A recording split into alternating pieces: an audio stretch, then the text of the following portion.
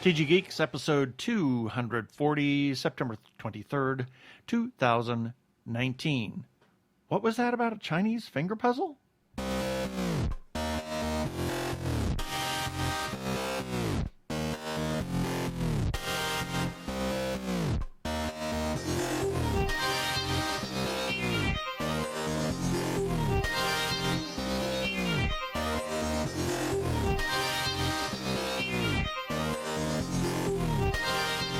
Hello and welcome to another webcast from tggeeks.com, where Ben and Keith, the two gay geeks, talk about all aspects of geekdom and nerdery. Sci-fi, comics, film, horror, genre, you name it, we talk about it. I'm Keith Lane and we're coming to you from TG Squared Studios in, it's finally being cool in the morning so I can get back to walking, Phoenix, Arizona. And I'm Ben Raggington coming to you from, this is not hot anymore. Not hot. Phoenix, Arizona. Well, let's get on with it here. Prepare for hyperdrive. Meanwhile, in the Hall of Episodes, the two gay geeks are discussing this. Well, in this episode, we're going to talk to Anderson Cowan, who has had quite a career all by itself, and now he is a film director of a film that's coming out soon, actually the 27th, in theaters, select theaters, and you'll find out about that Chinese finger puzzle in the during the course of the interview. It is very interesting. Of course, then we'll have our birthday shout-outs, our featured podcast of the week, and everybody's favorite feedback. Give a few shout-outs, and then in our second segment, we're going to talk about two things that are kind of important to us. Number one is the new book from Mr. K.D. Edwards, The Hanged Man, and the Kansas concert, the Point of No Return. Point of No Return tour. 40th anniversary tour. Oh my God, I'm old. And then we'll have our weekly recap and a few shout-outs. So let's get right to that interview with Anderson.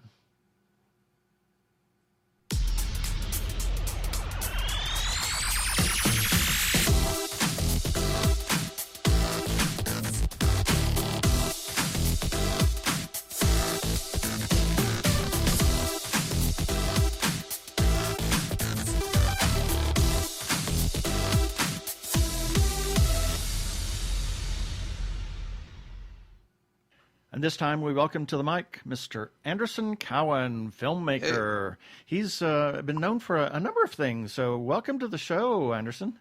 Thanks for having me, Ben and Keith. Appreciate it. Yeah. So tell us who is Anderson Cowan, and then we'll kind of segue into this filmmaker thing that you kind of tagged on the end of your name. Cool. Yeah. I am Anderson Cowan. Okay. Thank you very much. Thank you very much. Thank you very much, people. Yeah. I hope you enjoyed the episode. I'm a guy who has been doing all sorts of different things, living life, really, fellas, trying to figure out my own views. I don't understand. I really don't. And part of it could be extreme jealousy, but these like 23, 24-year-old filmmakers that graduate film school and make a movie and tell me like what the world is all about. It's like, you're 24. How am I supposed to, get information from you that's worthy? So I graduated film school many years ago and have been out there kind of living life and trying to figure things out before I actually had the confidence and guts to actually say something on the big screen. So in the meantime, I produced Loveline, which is a nationally syndicated radio program with for the golden era was during the Adam Carolla and Dr. Drew years. Yes. And I heard tens of thousands of phone calls producing that show. And all the while I was writing and coming up with my own ideas about things, and here I am. I finally made a film. Far out. So you have you've already had a career, and now this is a secondary career, I guess you could say. The goal was always to be a filmmaker since I was late teens. So you've all heard that story. Ever since I was a teenager, I wanted to make movies, but that has been the goal. But I really didn't have the footing or the thank God, because whatever I would have made back then would have been trite, I'm sure. So I'm glad that I've waited to do a debut. I've been making shorts all the while, and they're cool. Kind of trite and whatnot. But yeah, but doesn't that your skills, doesn't it? Well, I was going to say, doesn't that harken back to the period where life was simply trite? Yeah, in fact, the very first script I ever wrote, I titled it Trite. It was very self-aware. Nothing like being meta. How? Yes, There it is. I yeah. know. I try and stay away from that meta because it's so easy and so much fun. But when it works, it really works. Yeah.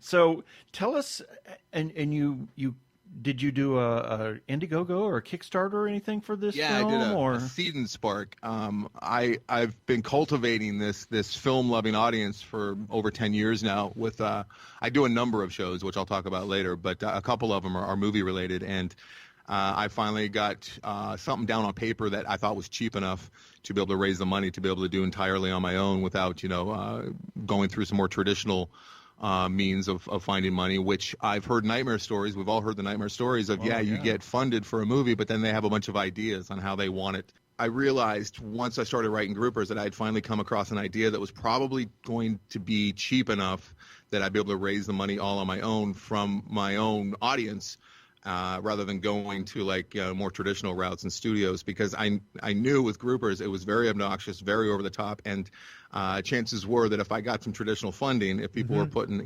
large amounts of money into it, they would have their own ideas, and I might have to scale back some of the absurdity that I really wanted to put in a film. Right. That's usually, I think that's the beautiful thing about independent filmmaking, is that it really gives the creator of the film 100% creative control in being able to make the vision that they see in their head, as opposed to studios. And because I have a big problem with big studio films, how the executives there like to kind of insert their own ideas. And it's nice that you were able to go the independent route to do this.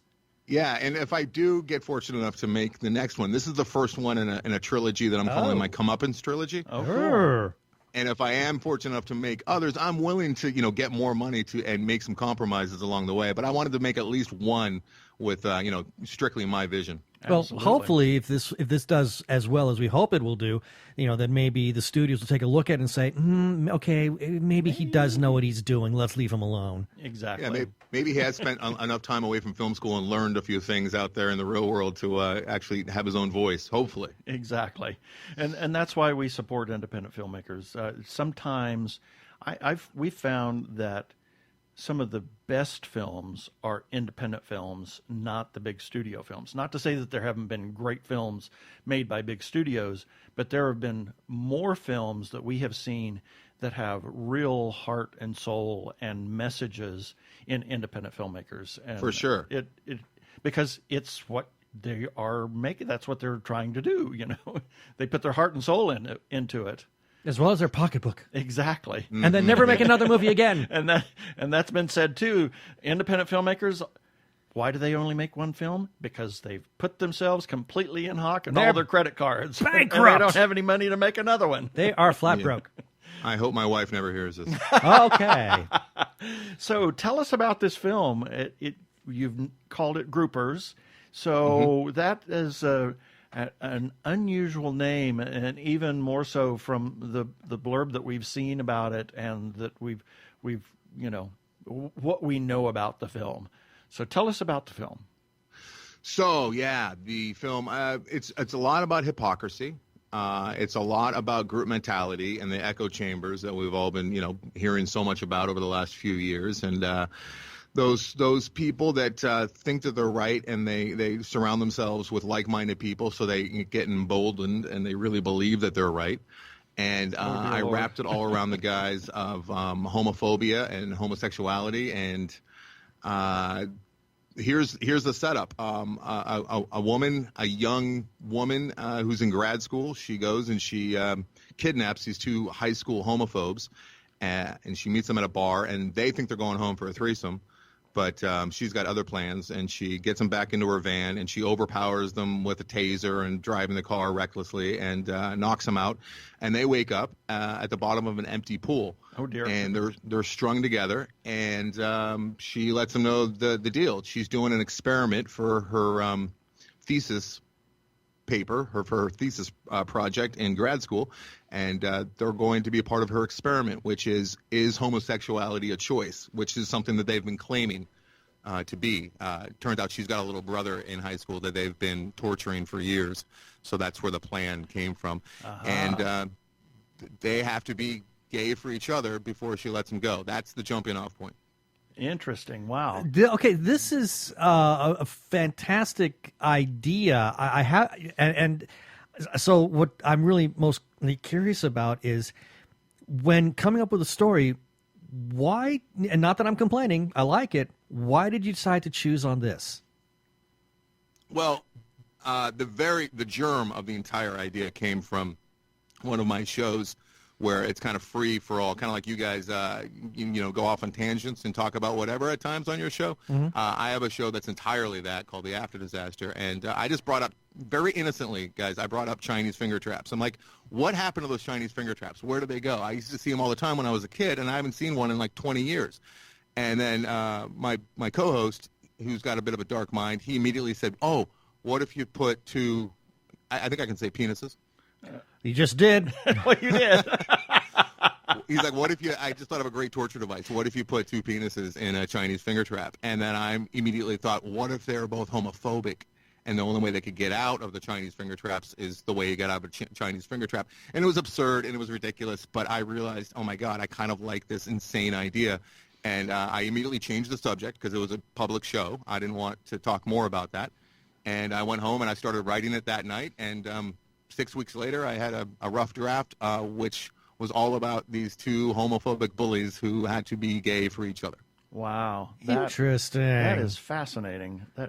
So, how did you come up with the individuals, and did you do any of the other things besides writing and directing? Did you do any of the cinematography and soup to nuts? I did everything from. I mean, I didn't do costumes. I actually was able to hire a costume designer with this one and a set designer. But you mean you didn't break out the singer and start sewing?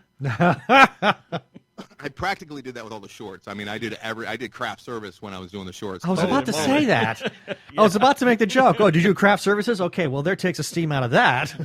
Not on this one. This one was great because I actually had a budget and I got to actually hire people who knew what they were doing. But I have learned all of those jobs in the last 10 years doing my own small shorts and whatnot. But no, as far as casting, I did the traditional casting where we used 3 separate sites, Cast and Backstage, and I forget the other one, but just looked at literally thousands of resumes and headshots and video clips, and then we just did auditions. But what's funny is when I did pick the 2 boys that were going to be playing these parts with the Chinese finger traps in the pool, told them that they had the roles, but I said, let's meet, and I want to tell you what the roles consist of, because before you say yes, I want you to be cool with it yourselves and maybe talk to your family about it.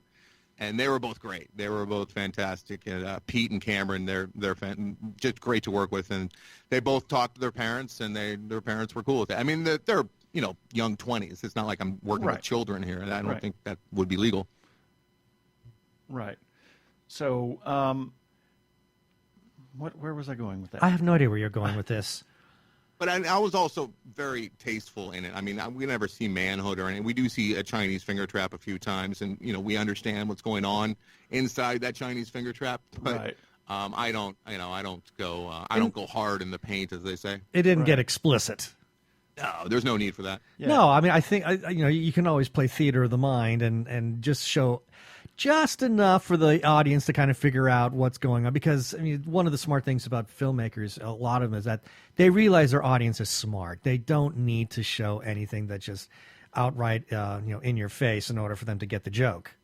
Right. That's definitely the case with this one. I'm really kind of depending on the audience to be smart and be able to keep up with, because I shift in space and time, and it's kind of like Kurosawa's Rashomon. It goes back in time numerous times, and we see the same action happen, but from different points of view, and we get a different idea of how different people interpret different things. So I was going after that as well, and it does take an active audience member to actually follow along and not just kind of hope to be in a place where they turn their brain off and watch robots fight. Right. So how long is this film? How long? 109 minutes. 109 minutes. Not bad. So it's a nice, sensible length. It's not overdone, and it's not too short. Well, so hour 40 is a good running length for a feature film. Yeah. Yeah, I've found with the festivals, especially if you don't have any names or faces, the festivals really like a 90-minute or shorter movie to program. So if I could do it again, I would somehow try and scale back some of the things. But with all the different characters and moving pieces, it was really hard to scale it back any further than I already had. But if I could change anything, I might. If I could do it again, might try. And to anyone else who's thinking about making their first feature film and doing the festival route, try and keep it 90 minutes or less. Right.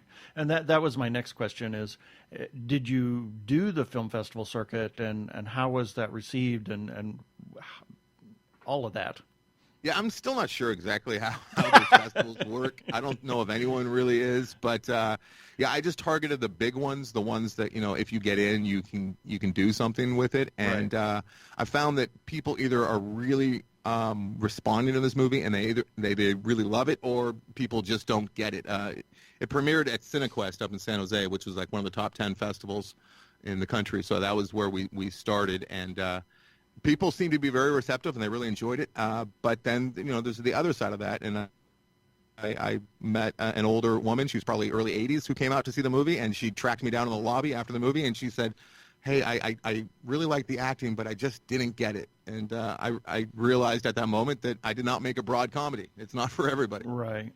Well, yes, one thing that I've come to realize is that I know that a lot of people, whenever they try to create something, you know, whether it be a piece of music or a piece of art, anything, they try to go in, you know, the mindset, I want to make something that is for everybody, that everybody's going to love. And that's not a feasible goal. And I think it's best when we realize, okay, I'm making a very specific film.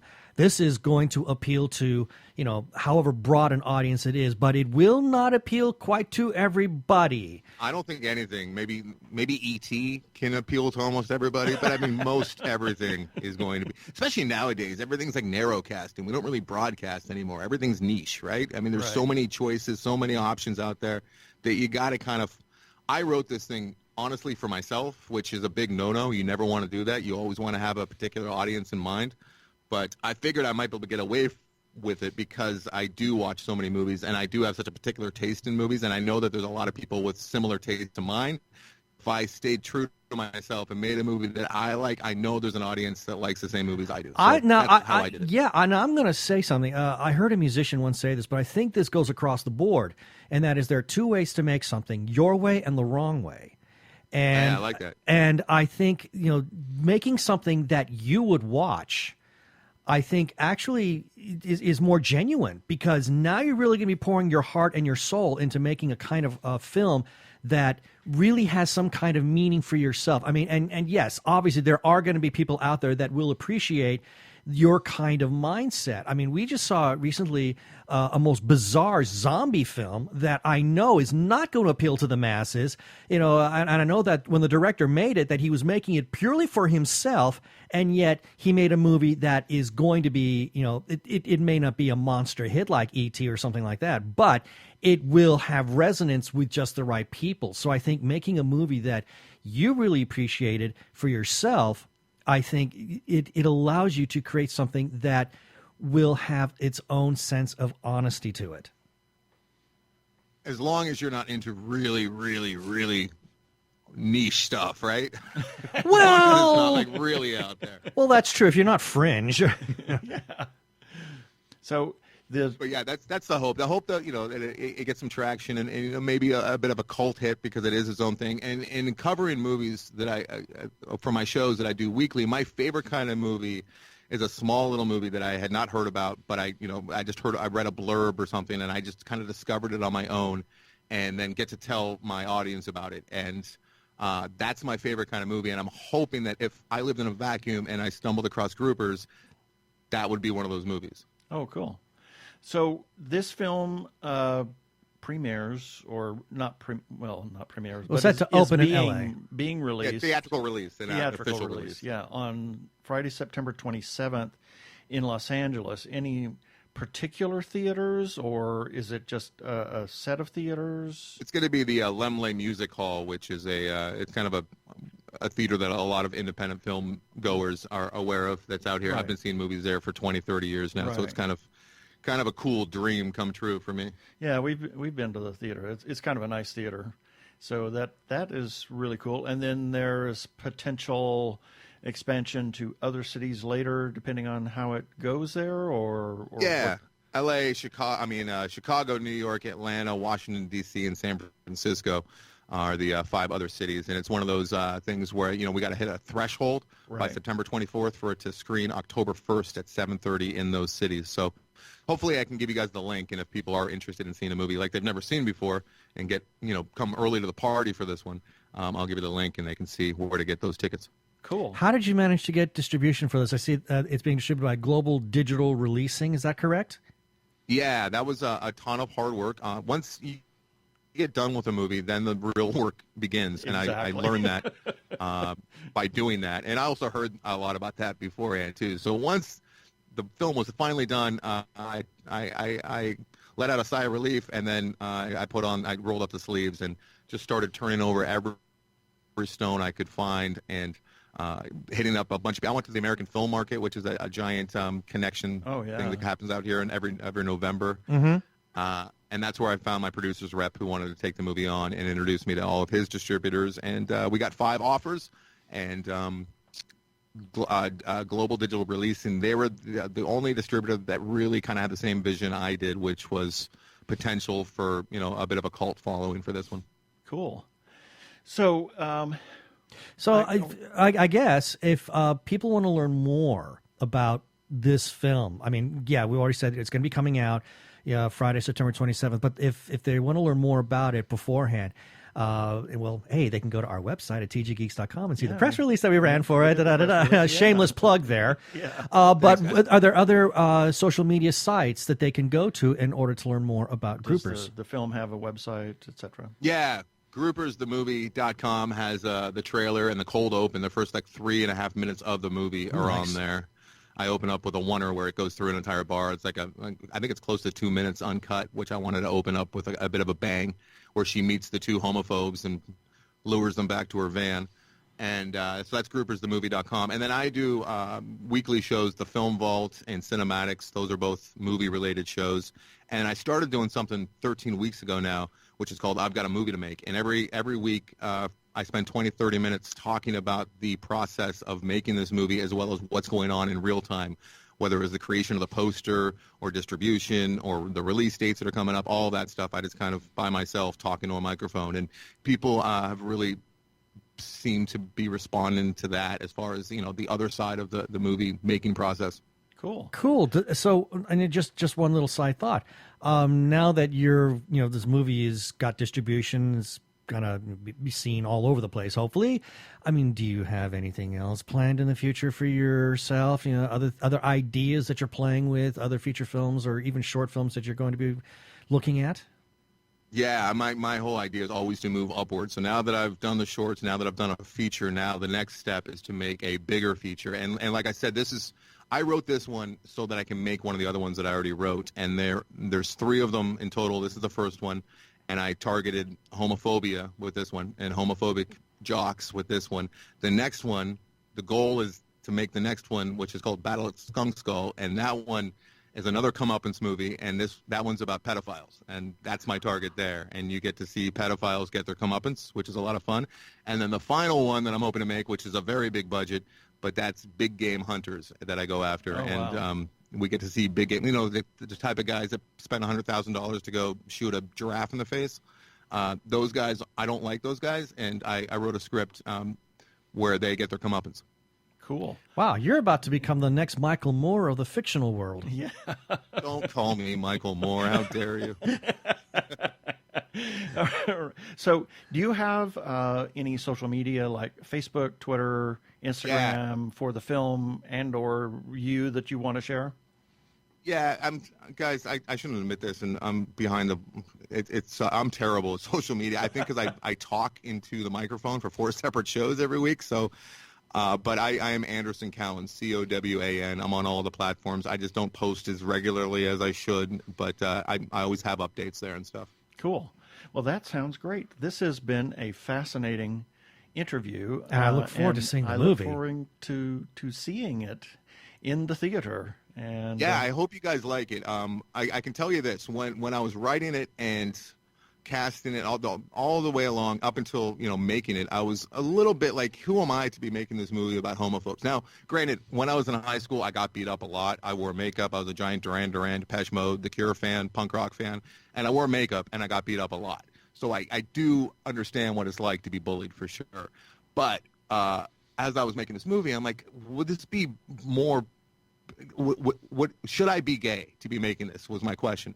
And let me tell you this, when I was on set, it was like the second day, and I was directing the two younger looking boys, they're supposed to be high school seniors, and I had them all strapped up in the Chinese finger trap and talking to them, and I'm like, what, thank God I'm not gay, because this would feel like, I'm a 40-year-old man, this would feel kind of creepy, like if I was talking to these two young guys. So I think it works out that I'm not gay, but I did lean heavily like on my some of the producers on the movie are gay, and some of my dearest friends are gay, and some of the cast members are gay, and I really made sure that I didn't misstep as a straight man in any of the dialogue. I want to offend people with this movie for sure, but I don't want to offend the gay community. That's not what the point is at all. Right. So I think that and what I was getting at is I screened it I did a 4-wall tour last year. I screened it for a bunch of my listeners in various cities. And I can tell you San Francisco had by far the best reaction, so I've not had any concerns since then. Cool. Well, this has been really great. I appreciate you being on the show with us this time. Thanks so much for having me, guys. I really appreciate it. Hey, this is Anderson Cowan, and you are listening to the Two Gay Geeks.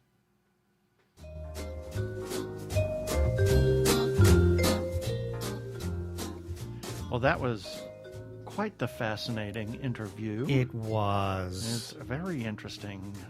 That movie should be most entertaining. For everybody that wants to see it on the 27th at the Laemmle Theater in North Hollywood, I think it is. Isn't that right? Sounds right. It is, yeah.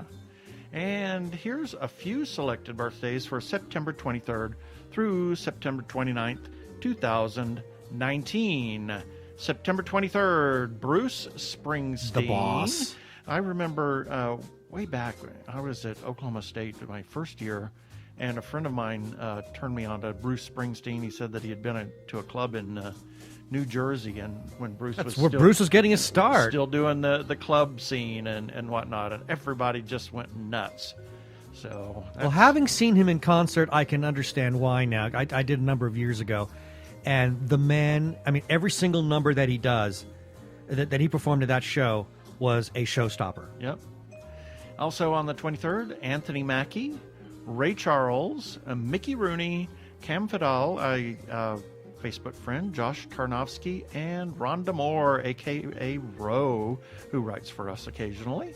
And happy birthday. September 24th, F. Scott Fitzgerald, Jim Henson.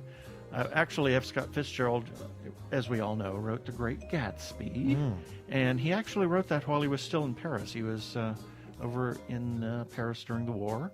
And then Jim Henson on September 24th that we lost way too soon. Too soon. What was it? Strep throat, I think. Yeah, that's all it was. It was just an infection. It was just unbelievable. And if you have an opportunity to go see the Jim Henson exhibit when it rolls through your town, go see it. It is really, you will love it. Besides all the Muppet stuff, all the things that he has done with his creatures and the Creature Workshop, the Jim Henson Creature Workshop, it's amazing. It just there's a lot of history there. Yeah, exactly. Dmitri Shostakovich, whose music was marked by sharp contrasts and ambivalent tonality, and it said that he was influenced by Stravinsky and Mahler. I can see Mahler, but I was going to say I can see Stravinsky a little bit. I can see Stravinsky. Yeah. Mahler, I suppose. Yeah, and also opera great Alfredo Kraus. September 25th, we have Will Smith, Michael Douglas, and his wife Catherine Zeta-Jones. Catherine Zeta-Jones. I had no idea that similar birthday or same birthdays. Yeah, and far out. And Mark Hamill and Christopher Reeve. Superman. And Jean-Philippe Rameau, who was a musical theorist as well as a composer. In his later years, he did lots of harpsichord music, as we have learned from our friend Brendan, who has played a number of Rameau's pieces. And Glenn Gould, a famous pianist. September 26th, Olivia Newton-John. She's Elton John's sister. Yes, It's a fact. Linda Hamilton. Donna Douglas. Donna Douglas. Donna Douglas. God. That. Wait a minute. Wait. Beverly Hillbillies? Yes, Ellie Mae. Ellie Mae. Yep. George Gershwin, who actually, among many of his compositions, wrote Porgy and Bess, which is premiering at for the Met at the Met on today, as of this not recording, but as of this this broadcast. Broadcast. So they're doing Porgy and Bess, and if you have an opportunity to listen to a recording of Rhapsody in Blue, where George Gershwin himself is playing the piano, and he played it for a piano role. It is absolutely It's incredible. a revelation. It's a completely different look at Rhapsody in Blue. If it will change your perception of the whole, It completely altered mine. I loved it. Yep. And also on the 26th, Marty Robbins, who wrote Streets of El Paso. Interesting. Streets of Laredo. Streets of Laredo. Sorry, there was another thing. Anyway, but that was featured in Rocket Man. Yes. And Jack LaLanne, who was quite the fitness guru, and my mother watched it all the time. So did mine. And in the Ritz, he says, "We have a Jack LaLanne's in Cleveland." God, yes. Has no idea what he's talking about. Yeah. Well, he had no idea what he was talking about, period. No. Anytime he was he's a bit of an idiot. Also on September 26th, Facebook friend Shant Hamassian, who did Night of the Slasher. Night of the Slasher. Stalker. Fabulous. Yeah. Fabulous short film. I loved it. Yep. And very good friend Bryant Dillon. Happy birthday, Bryant. September 27th, Gwyneth Paltrow, Sean Cassidy, who was actually Shirley Jones and Jack Cassidy, and his older half-brother was David Cassidy. And Sean Cassidy was actually, he got into TV as well. He was like creator-producer for some kind of like gothic horror-type show for CBS. I can't remember the name of it right now. He also did the Hardy Boys. And he starred in the Hardy Boys opposite Parker Stevenson. Yep. And also on the 27th, Meatloaf and Don Cornelius of Soul Train. And then you missed William Conrad. Did I miss William Conrad? Yes, I missed William Conrad. I miss him too. Yeah, he was the narrator of Rocky and Bullwinkle. Oh God, yeah. How can you mistake that voice? Yeah.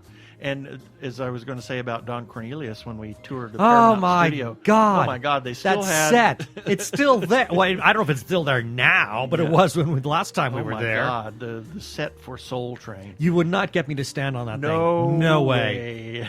No way. No, I mean, I'm sorry. I mean, not unless I took out a really good life insurance policy. Exactly. And it was quite the painted silver aluminum tubing with plywood. Plywood. Oh my God. Plywood and cardboard. Yep. I mean, it's not a steel structure like it looked like on the telly. Oh yeah. Also on September 27th, we have Facebook friends Daniel Franks and Jason Drogo, who is part of the Portal 47 group. September 28th, Peter Finch. He's the Medicel Casino. Right. Oh, no, it was in network. It's mad as hell, and I'm not going to take it anymore. Thank you. Sorry. Wow. Wow. Okay, that's... Wow. I have no response for that.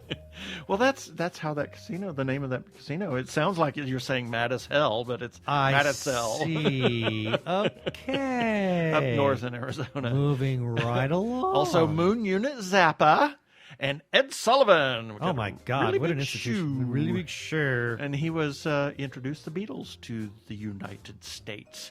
And Facebook friend Paul Nicolasi and Catherine Kitty Byrne. Happy birthday, Kitty! September 29th, Zachary Levi, Enrico Fermi, who was a noted physicist, worked on the atomic bomb, and he created the first man-made self-sustaining nuclear chain reaction, the Chicago Pile number 1. Wow. And he was at the University of Chicago till he died. Also, on the 29th, we have Jolie Gabor, who was the mother of the Gabor sisters. I see. The three of them. She immigrated as World War II was, well, as the Nazi occupation was beginning to take over. And then they had the Gabor sisters. Mm-hmm. And September 29th, Ian McShane and Madeline Kahn. What else can you say about Madeline Kahn except brilliant? She was. And what a singer. Oh, yeah. She had an amazing voice. Yep. And we have Nicholas Briggs. Voice of the Daleks. Voice of the Daleks. Where's my Dalek sound? I have no my idea. Dalek sound? Where's my Dalek sound? You might have lost it. I lost it. Oh, darn. Oh, darn. Exterminate. And Facebook friend Kate Hasman. Happy birthday, Kate. And that is it for our birthdays this time.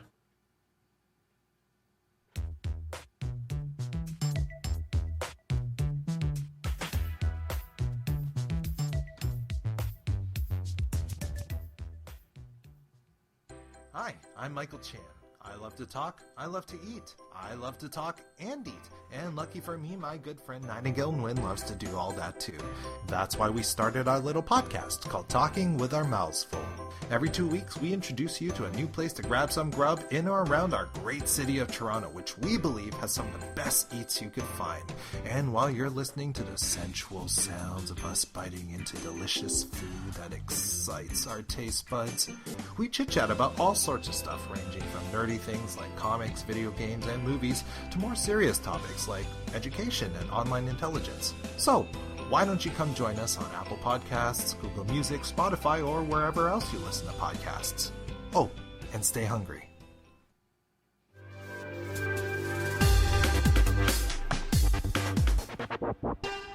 Go give a listen to our friend Michael Chan over at Two Mouths Full. I was going to say, when the jingle speeds up a little bit and his voice goes a little bit lower, thinking, is this going to be food porn now? Yeah, exactly. I'm Daniel Radcliffe, and I believe that reaching out for help is the bravest thing a person can do. If you are struggling and need support, call the Trevor Lifeline at 1-866-488-7386. It's free and confidential, and trained counsellors are there to listen 24/7 without judgment.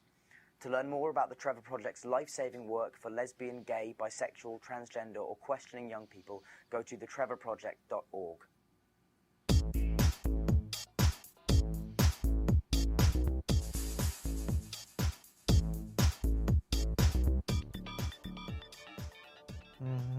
Yeah, like we've got all the time in the world. Don't we? Not necessarily, no, because I want to get to this feedback quickly, and later on I think people will understand why. But starting off, this is in regarding TG Geeks episode number 238. This is where we interviewed Jason T. Gaffney, who was the writer, director, and star of the wonderful film Analysis Paralysis. And he wrote this on Twitter. He said, I had such a blast being on TG Geeks podcast to talk about Analysis Paralysis. He then follows up by saying, check out the interview here to find out fun stuff about the filming and creation of the film. He was a lot of fun to talk he was wonderful to talk about. And the film is just... The film is delightful, but delightful. It's a wonderful conversation about mental illness as well, which I think spurred this feedback from Tommy Cannon, who simply said, thank you. Yeah. And we could not have been happier. Yeah. Then, this is in regards to Ben's Gay Breakdown. This is the movie review. Analysis Paralysis is a therapist's romantic comedy dream come true. And once again, we got a comment from Jason T. Gaffney, and he left these on Twitter. He said, this review of Analysis Paralysis is such an honor. Thank you, Ben. Please check it out. I'm incredibly proud of the entire cast and crew for making this film possible. Yay. And yes, he's right. Check that movie out. It really is wonderful. I mean, it's It is. It's a great film. I loved it Just so heartwarming. much. It's just fun. I mean, it's funny. It is charming. It is heartwarming. I mean, it is tear-jerking at times. It is a beautiful movie. I gave it high marks for a reason. Yeah. Then moving on, Ben's gay book. Gay's Ben breakdown. Gay's Ben book breakdown. Might as well be. Ben's gay book breakdown. A look at sentience and artificial intelligence in Brobots. This was a book review I did. We got a comment from the author, Trevor Barton. He said, Thanks for the kind words, Two Gay Geeks. And then he added a quote. So if I'm being so self-indulgent, he quotes me by saying, Barton has written something fascinating to read. It's sneaky, and for a debut, Brobots is a very good read, especially considering its ambitious content. And then he said, Ben Raggington for tggeeks.com today. Yay. Wow, I like the fact that tggeeks.com today. Hey, Yeah. tggeeks.com today. Yeah, we're that special now. And that is our feedback. And I should point out that the links for each of those articles will be in the show notes for this episode. Yes, and if you want to leave a comment, you can do that on any of our published content, whether it is our episode or anything that we have, such as the book reviews that you do, any movie reviews, any articles that we have. You can leave those comments on our Facebook page. You can leave those on Twitter or Instagram or any place else, actually on YouTube, because people do listen to the episodes on YouTube. But you can leave comments there, and we would be glad to give you a shout out on a future episode. We also do have a listener feedback line. If you want to call and leave a voicemail for us, you can do that at 469-TG-Geeks. That is 469-844-3357, and we'll play that on air. And when you comment, remember to always please play nice.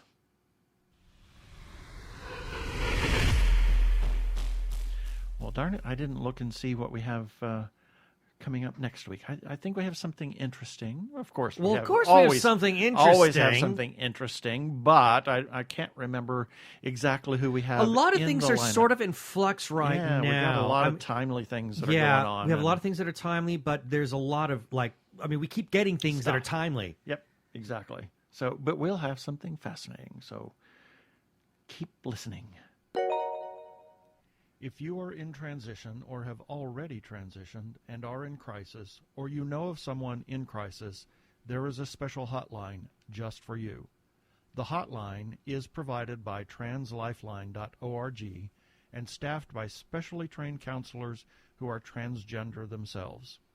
The hotline in the U.S. is 877-565-8860. In Canada, it is 877-330-6366. Or you can go to the translifeline.org for more information about the important work they are doing. Please reach out for help. Yeah, baby. They're like two gay geeks. They're together, you know. They're two gay guys and they're geeks. Is that okay?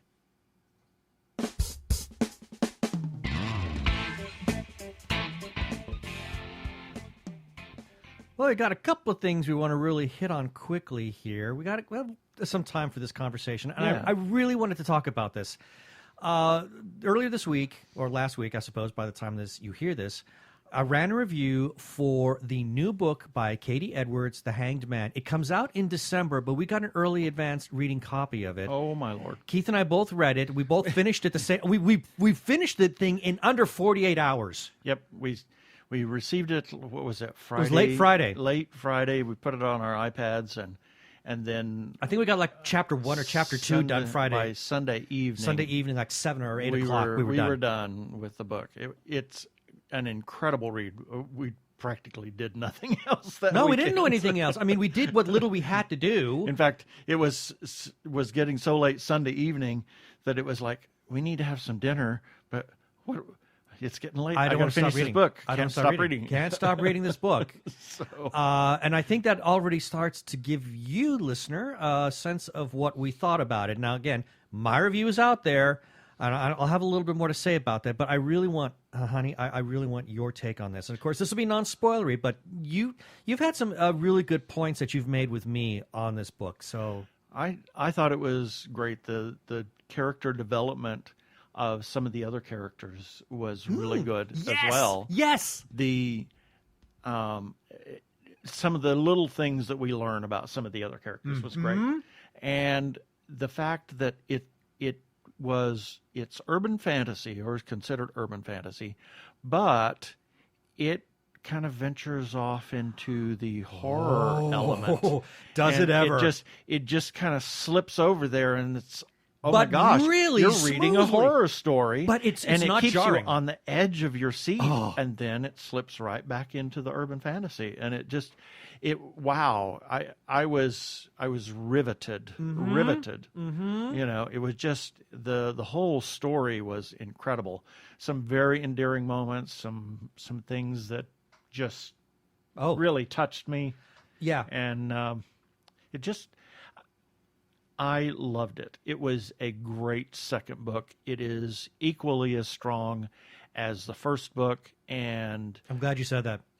it just continues on. I mean, the story and the character development and the world building and all of the things that he's building up this whole world to actually do something. And you know, you can see where it's going, but how are we going to get there? That's the thing. I'm glad you said that, because you and I had these theories about where the series was going to go at certain milestones, shall we say. And Mr. Edwards completely threw a loop for us. And some things happened that I didn't think we were going to see until much later on down the road. He completely caught me by surprise. I have to say this. If you like a strong urban fantasy, get The Last Son. You need to get both of these books. They're part of the tarot sequence. Get The Last Son. You will not be sorry. And then once you do that, go ahead and pre-order The Hanged Man. Yep. Because absolutely. that book absolutely blew me away. So, now, I have to add this. Yeah, there was a part in the book that I had to put it down. Yep. It's very touching. It made me sob. Yep. It was so beautiful and so touching. So I want to say this, Mr. Edwards, I know you're listening to us. Oh my God, what you did this time around. There are no words to adequately express how much I loved your book. Yeah, absolutely. It was, oh my God, it was so amazing, so intense. And you actually brought these people to life. I could see them. I could hear them in my head.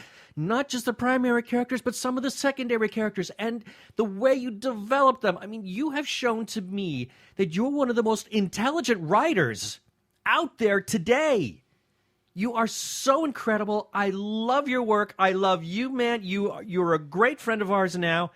And I could not have been happier than to write that review. I wish I could have done it justice. I don't feel like I did. You said I did, but I don't feel like I did, which is why I wanted to say this to you right now.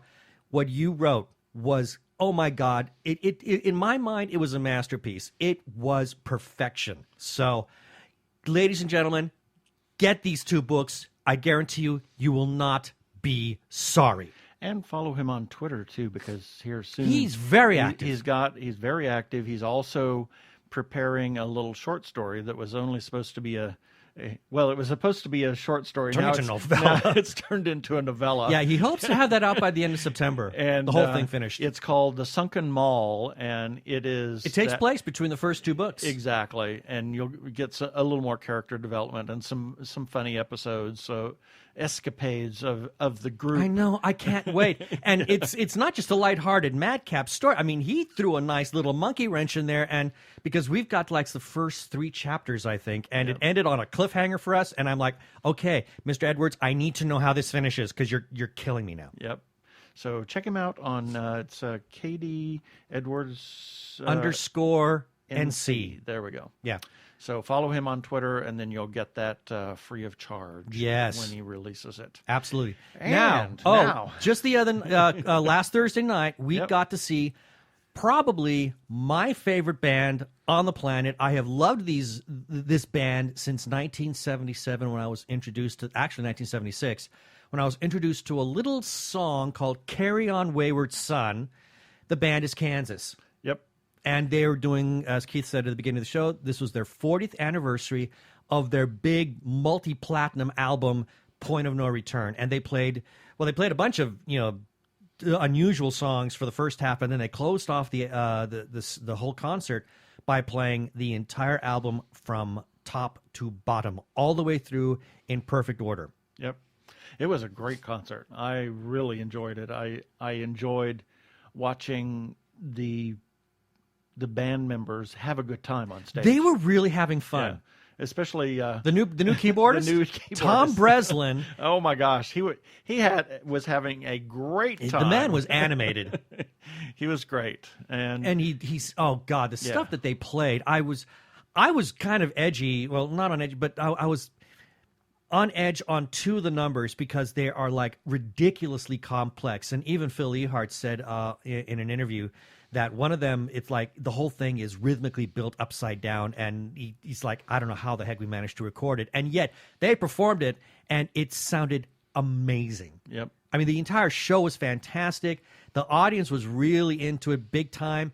I mean, God, they had really good seats. Oh, we had great seats. It was a fantastic show. I would. I know that music is such a very subjective thing for a lot of people. I happen to be a big fan of prog rock, and Kansas is, as proggy for American bands as they get. It was an amazing show.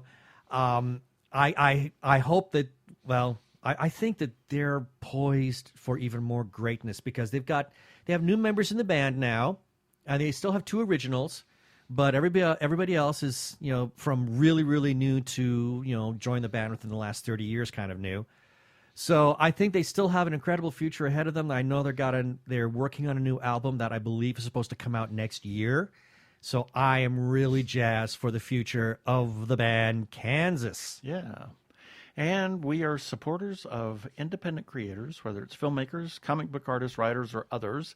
Please, if you see them at a con, buy their stuff, talk to people about their stuff, tell people about their stuff, talk them up, talk to them, and buy their stuff. Mm-hmm. And if you see them and you want to buy something, please have cash for them. They don't need any credit card they don't need those fees and all that. Please consider supporting independent creators. We want to give a shout out to the Joshua Tree Feeding Program. It's a 501c3 nonprofit food pantry for the HIV/AIDS community of Maricopa and Pinal counties. They offer a place where the clients can select from a wide assortment of nutritional foods to take home. And it's set up as a store so they can pick out what they want. They don't get just a box of food that somebody else has chosen for them. They get to choose what they want so that it empowers them to take only the food that they know that they're going to eat and that they want, and a lot of nutritional things that they can do there. They also have a pet assistance program, so they give out meats and things, or not meats, but people were using meats that they were getting from their food boxes to feed their pets, and they don't have to do that anymore because they get dog food and cat food and other things for their pets, as well as some low-cost neutering, as well as vet care. It's an all-volunteer organization. Please consider supporting Joshua Tree either through a single or a monthly recurring gift. You can go to jtfp.org and click on the Support Joshua Tree. The Grand Canyon Sisters of Perpetual Indulgence are holding their third annual Red Dress Ball on November 16th at the Parsons Center for Health and Wellness. The proceeds go to Joshua Tree Feeding Program and AIDS Walk Arizona, sponsored by Aunt Rita's Foundation. More details coming about that really, really soon.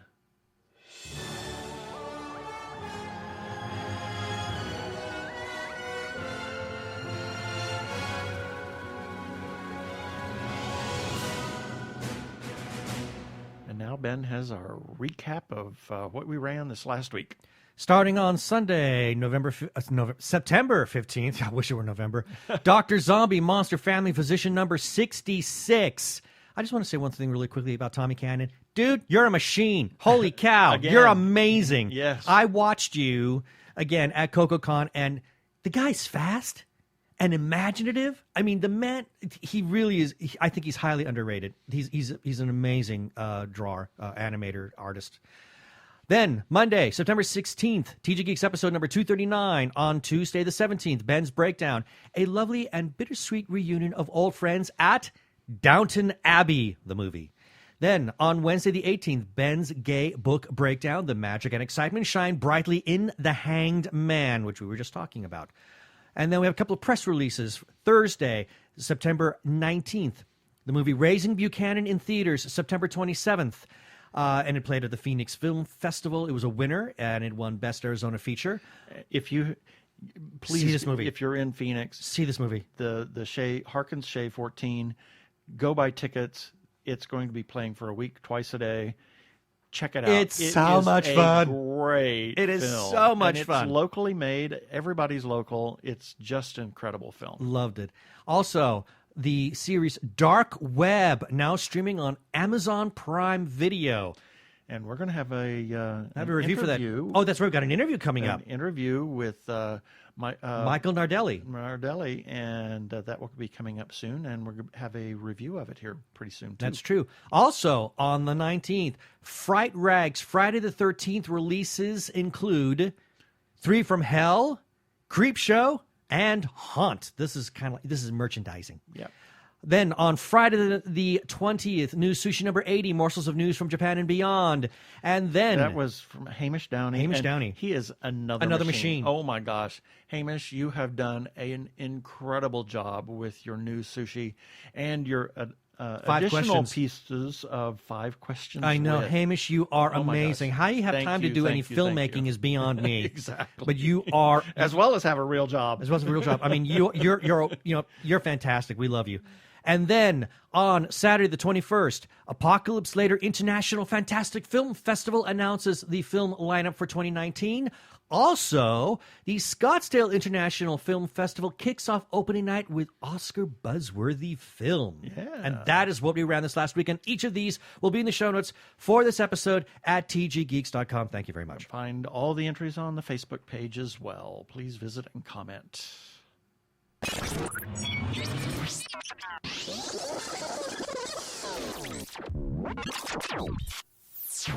Got a couple of shout-outs we wish to give. First to the Arkle Times Post Dispatch News, which republishes our content from time to time, and it is put up by the human Arkle, Brian Weber.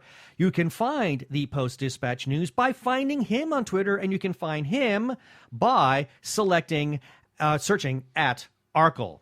Also, he has the Shameless Cash Grab. You can find that by going to youtube.com/Arkle Studios. And I think he just wrapped up. He's season getting ready 3. to release. I think he's releasing one episode. He just this announced, week. yeah, but I think he just announced it. Yeah, right. We have the last episode. It's Right. not published yet. And then we also must give some shout-outs to a couple of Facebook groups for allowing us to post our episodes and relevant articles on their pages. First, to Gay Geeks After Hours. When I asked, can we share content on your place, please? They said, share away. And their URL is facebook.com/group/Gay Geeks After Hours. And the Gay Geeks After Hours, that's all one word. And then to The Gay Geek for also allowing us to share our stuff on their page. And their URL is facebook.com/group/The Gay Geek. And we must give thanks to their moderator, Jeremiah Reeves, for granting us permission to share our stuff there. Yes, thank you, Jeremiah.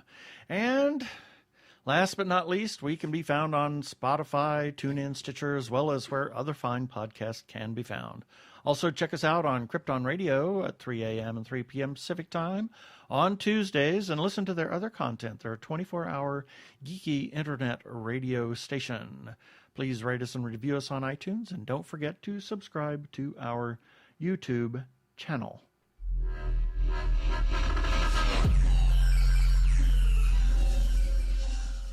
Okay, that should do it for this episode of TG Geeks Webcast. Be sure to check out the article for this webcast episode. We'll have several links on the page of things that we talked about. And remember, you can comment on our Facebook page or at tggeeks.com or Twitter or even on Instagram. Or you can leave us a voicemail at 469-TG-GEEKS. That is 469-844-3357 from TG Squared Studios. I'm Keith Lane. Thanks for listening. Please be kind to yourself and others. Peace. Cheers.